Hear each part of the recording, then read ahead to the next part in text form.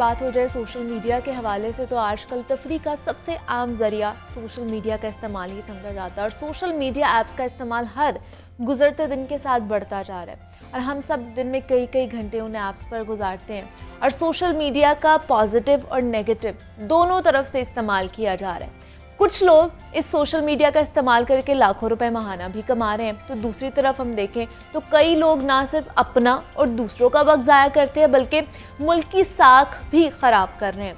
Social media में TikTok app का इस्तेमाल अगर उसकी बात की जाए तो पाकिस्तान समेत दुनिया भर में टिकटॉक का इस्तेमाल रोज़ ब रोज़ बढ़ता जा रहा है और दुनिया भर में 1 अरब से ज़ायद इस एप्लीकेशंस का इस्तेमाल कर रहे हैं और लेकिन इस ऐप पर सबसे ज़्यादा खिलाफ वर्जियाँ और नाजेबा कंटेंट पाकिस्तान से ही अपलोड किया जा रहा है। हालिया एक रिपोर्ट है, उसके मुताबिक बताया गया है कि टिकटॉक ने कम्युनिटी गाइडलाइंस की खिलाफ वर्जी पर 2022 की पहली छमाही में पाकिस्तान से तकरीबन 12.5 मिलियन वीडियोज़ हज़फ कर दी गई हैं। हज़फ की जाने वाली जो वीडियोज़ हैं वो इतनी बड़ी तादाद के साथ पाकिस्तान दुनिया भर में अब टिकटॉक की कम्युनिटी गाइडलाइंस की खिलाफ वर्जियाँ करने वाले ममालिक में दूसरे नंबर पर आ चुका है, जो एक इंतहाई शर्मनाक बात भी है हमारे लिए। तो टिकटॉक के मुताबिक हज़फ की जाने वाली 1.5 करोड़ जो वीडियोस थी उनका कंटेंट इस काबिल भी नहीं था कि उन वीडियोस को टिकटॉक पर मुसलसल रखा जाता। तो शोहरत की इस दौड़ में हम किस तरफ जाते जा रहे हैं? क्या हमें अपने मुल्क और कौम की इज्जत और वकार का ख्याल भी नहीं रहता है? तो मुआशरे में सोशल मीडिया का इस्तेमाल इस कदर बढ़ने से कौन कौन से मसाइल जन्म ले सकते हैं या फिर ले रहे हैं, इस पर आज हम बात करेंगे। हमने आज दावत दे रखी है, वहाब यूनिस हैं, सोशल मीडिया एक्सपर्ट है। वहाब, आपको वेलकम कहती हूँ जागो लाहौर में, कैसे हैं आप? मैं ठीक ठाक, thank you so much. Wahab, ये जो इतनी बड़ी तादाद में टिकटॉक ने जो हज़फ की हैं वीडियोस, खासतौर पर पाकिस्तानी जो लोगों की 1.5 करोड़ आप कह लें, 12.5 मिलियंस, क्या वजह है इसकी? और इतनी बड़ी तादाद में जब वीडियोस को या फिर कंटेंट को बैन किया जाता है तो उसके बाद क्या होता है? बिस्मिल्लाहिर्रहमानिर्रहीम। बहुत बहुत शुक्रिया, आपने जो है मुझे इस शो पे इनवाइट किया। देखिए, टिकटॉक जो है वो पाकिस्तान के अंदर बहुत जल्दी, बल्कि पूरी दुनिया के अंदर सबसे ज़्यादा फेमस होने वाली एक वेबसाइट है, एक ऐप है। देखें, हर चीज़ के अंदर जो है ना, जब भी कोई भी नई चीज़ आती है उसको यूज़ करने के हमेशा से 2 तरीके होते हैं, या तो वो सही तरफ जाती है या वो नेगेटिव साइड पे ज़्यादा चली जाती है। अनफॉर्चुनेटली पाकिस्तान में हर चीज़ को हमेशा से ही नेगेटिव पहले लाया जाता है, पॉजिटिविटी बाद में लाई जाती है। उसकी वजह है, उसकी सबसे बेसिक वजह है कि उसको यूज़ करने के लिए आपको जो तरीक़ेकार है वो गाइडलाइन दी ही नहीं जाती। अच्छा, अगर हम टिकटॉक तो चलें, एक ऐसी ऐप है ना जहाँ पर कंटेंट आपने डाला और टिकटॉक ने ऑफ कर दिया, बैन कर दिया, इससे मतलब ऐसा इतना इम्पैक्ट नहीं क्रिएट हुआ। लेकिन अगर हम बात करें एक ऐसी चीज़ की जो पाकिस्तान की इकोनॉमी में बहुत ज़्यादा उसका इन्फ्लुएंस है, जैसे अमेज़ॉन। जी जी, 1-2 साल पहले अमेज़ॉन जब पाकिस्तान के अंदर आया तो ये एक बड़ी एक अच्छी चीज़ थी, हर बंदे ने इसको अप्रिशिएट किया और ये एक वाकई पॉजिटिव साइन था हमारी इकोनॉमी के लिए, जिस पे हम इन्हिसार करते हैं।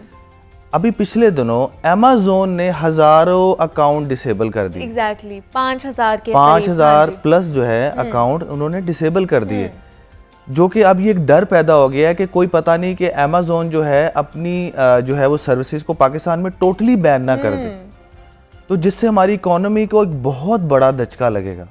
मेरा बताने का मकसद दोनों ही इंटरनेट के ऊपर काम करने वाली चीज़ बिल्कुल ऐसी है। हाँ जी, ठीक है। मेरा बताने का मकसद, कंपैरिजन देने का मकसद ये है कि आप देखें कि पाकिस्तान के अंदर चीज़ों को प्रॉपर तरीके से ना सही गाइडलाइन देने की वजह से आप ये मसले मसाइल पैदा होते हैं। अगर हम यही चीज़ें प्रॉपर अपने माशरे के अंदर, जैसे कि अब ये प्रोग्राम हो रहा है, ये उसी का एक है कि आपने किस तरीके से चीज़ों को हैंडल करना है, प्रॉपर तरीके से सही डायरेक्शन में लेकर जाए। जैसे कि आप टिकटॉक पे जो बैन किया जा रहा है कंटेंट, ये 4थी दफ़ा टिकटॉक वैसे पाकिस्तान के अंदर बैन हुई थी, लेकिन अब उन्होंने फिर इतनी पॉलिसी सख्त कर दी कि अब वो कंटेंट को अब तकरीबन 2 करोड़ के करीब उन्होंने, ये जो आप बता रहे हैं 1.5 करोड़ के करीब उन्होंने वीडियो जो है वो डिसेबल की है। उसकी वजह ये है कि लोगों के पास शऊर नहीं है, उनको पता है कि सिर्फ यहाँ पर आप इस तरह का नाजेबा कंटेंट डाल के मशहूर हो सकते हैं, उनको सिर्फ ये पता है। लेकिन उनको ये नहीं पता कि इसके ऊपर अगर आप इंफॉर्मेटिव या अगर आप प्रोडक्ट लॉन्च करके या उसकी इन्फॉर्मेशन देकर भी पैसा कमा सकते हैं। बेसिक मकसद तो मशहूर होना है ना, हाँ और पैसा कमाना है। तो उसके पीछे सबसे बड़ी रीज़न मुझे ये लगती है कि हमारे पास जो बेसिक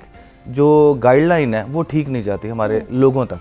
अच्छा, अभी अगर सिर्फ टिकटॉक की बात कर लें तो इसकी गाइडलाइंस है क्या, किस तरह हमें मिलेंगी? अगर हम लोगों ने इस एप्लीकेशन में जाना है, इसको यूज़ करना है, तो कहाँ से गाइडलाइंस मिलेंगी हमें? इसकी गाइडलाइन सिंपल है। वैसे तो टिकटॉक की अपनी भी पॉलिसी की एक प्रॉपर एक डायरेक्टरी होती है। किसी भी कंपनी के अगर आप वेबसाइट जाते हैं या ऐप यूज़ करते हैं तो उनकी अपनी एक गाइडलाइन, एक पॉलिसी होती है और वो कंट्री टू कंट्री वेरी करती है। अच्छा, हर कंट्री की गाइडलाइंस डिफरेंट होती हैं।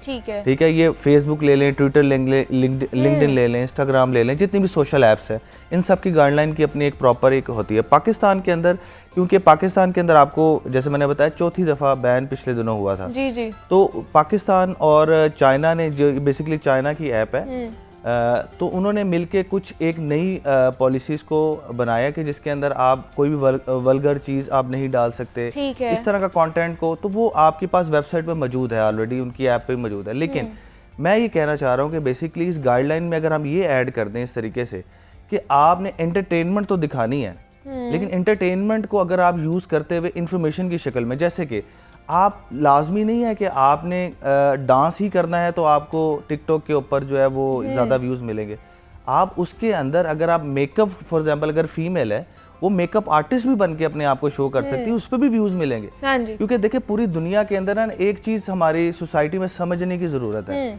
चाहे आप फेसबुक ले लें, चाहे आप टिकटॉक ले लें, चाहे आप ट्विटर ले लें, चाहे आप गूगल ले लें या आप यूट्यूब ले लें, सिर्फ और सिर्फ एक ही चीज़ बिकती है जिस पे एडवर्टाइजर भी पैसा देता है, जिस पे वो कंपनी भी पैसा देती है, और वो है कंटेंट। और कंटेंट भी प्रॉब्लम सॉल्विंग कंटेंट। ठीक है, देखें आपके पास कभी भी प्रॉब्लम आती है या आपने कोई नई चीज़ सीखनी होती है, या आप फॉर एग्जांपल आपको टेक्नोलॉजी का आपको नए से नए अपडेट करना है, तो आप यूट्यूब पे जाते हैं, लिखते हैं कि एक नई अपडेट, एक नई ट्यूटोरियल।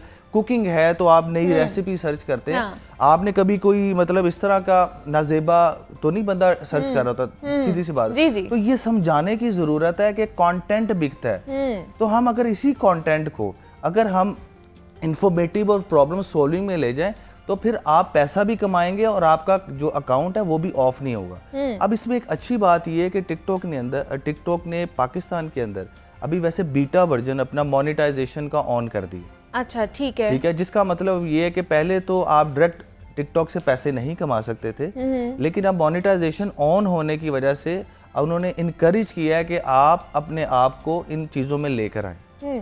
लेकिन ये हमारे देखने वालों को बता दें, मोनेटाइजेशन है क्या, इसको किस तरह किया जा सकता है? अभी जैसे मैंने आपको बताया कि पाकिस्तान के अंदर ये एक बीटा वर्जन है। बीटा वर्जन का मतलब ये होता है कि अभी इसको फुली जो है लॉन्च नहीं किया गया।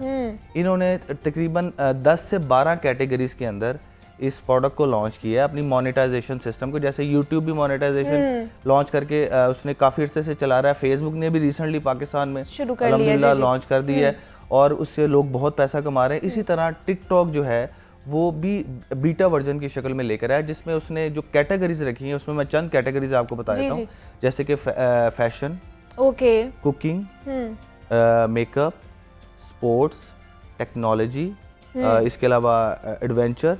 मतलब ये वो कैटेगरीज हैं जिसके अंदर रहते हुए आप अपना कंटेंट जनरेट कर सकते हैं। और उसमें सबसे इंपॉर्टेंट चीज़ ये है कि आपके कम से कम 1 लाख फॉलोअर्स होने चाहिए और आपकी एज जो है वो 18 साल से ऊपर होनी चाहिए, प्लस होनी चाहिए। फिर आपकी एलिजिबिलिटी, इसको कहते हैं एलिजिबिलिटी क्राइटेरिया, तो आपका एलिजिबिलिटी क्राइटेरिया पास आउट होके आप जो है वो उसके थ्रू भी पैसा कमा सकते हैं। टिकटॉक आपके कंटेंट के ऊपर एडवर्टाइजर से ऐड लेके चलाएगा और उससे अगेंस्ट आपको भी पैसा देगा और आप जो है वो डायरेक्ट एडवर्टाइजर से भी पैसा कमा सकते हैं। लेकिन सब्जेक्ट टू एक ही चीज है, आप ये नहीं कर सकते कि कंटेंट से हट नहीं सकते आप। नहीं हट सकते। अगर कुकिंग का चैनल है तो आप उस पे एंटरटेनमेंट नहीं डालेंगे। अगर मेकअप का है तो आप उस पे कुकिंग नहीं डालेंगे।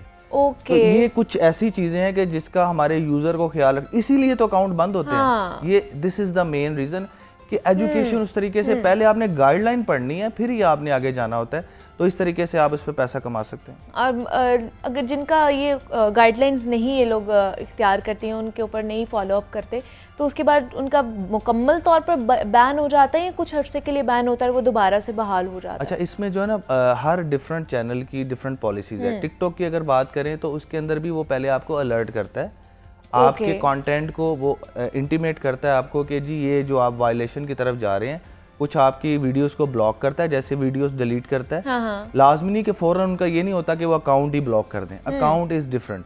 हाँ, अगर फॉर एग्जांपल कॉपीराइट्स का इशू आ गया है तो ये एक बहुत बड़ा इशू होता है जो ज़्यादातर लोगों को नहीं पता, कि अगर आप किसी की प्रोडक्ट को अपने फॉरम्स के थ्रू बेच रहे हैं और वो उसको इन्फॉर्मेशन नहीं है और आपने उसे लाइसेंस नहीं लिया, तो अगर वो कंपनी आप पर क्लेम करती है तो आपका अकाउंट ब्लॉक फ़ौरन भी कर सकते हैं। जैसे कि जितने भी बड़े ब्रांड है दुनिया के अंदर, नाइकी हो गए, इस तरह के जितने भी बड़े ब्रांड है, अगर आपको स्पोर्ट्स शूज़ बेचते हैं और नाइकी की अगर शूज़ बेच रहे हैं और टिकटॉक के थ्रू आप बेच रहे हैं या किसी भी चैनल के थ्रू बेच रहे हैं, अगर आपने उससे कॉपीराइट्स नहीं लिए तो आपका अकाउंट भी डिसेबल हो जाएगा, आपकी प्रोफाइल भी डिसेबल हो जाएगी, और इवन के उसमें अगर आपने कोई अपना मोड ऑफ पेमेंट या कोई आपने पेपॉल या आपने क्रेडिट कार्ड भी अटैच किए तो वो भी ब्लैक लिस्ट हो जाएंगे। तो इस चीज़ का बड़ा ख्याल रखना पड़ता है। जैसे मुख्तलिफ खवातीन को इस चीज़ का नहीं पता कि वो कपड़े बेचना शुरू कर देती हैं। कपड़े बेचने में कोई मसला नहीं है, लेकिन मसला वहाँ पर आता है कि जब वो किसी XYZ ब्रांड का, चाहे वो लोकल है चाहे वो इंटरनेशनल है, अगर वो उसकी कॉपीराइट्स लिए बगैर या उससे इजाज़त लिए बगैर अगर वो प्रोडक्ट बेचती हैं तो फ़ौरन से पहले उनका अकाउंट जो है वो ब्लॉक, क्योंकि उनकी टीम्स भी बैठी होती है, जारी बात उन्होंने अपने आप को सेव करना है। तो ऐसे तो नहीं है कि मेरी चीज़ कोई मेरे से पूछे बगैर बेचना, तो उनके वो ऑलरेडी इतने मतलब एस्टेब्लिश उनके प्रोडक्ट होते हैं, उनकी पूरी टीम बैठी होती है जो इसी चीज़ को गूगल पे सर्च कर रही होती है कीवर्ड्स के थ्रू कि कौन हमारी प्रोडक्ट बेच रहा है।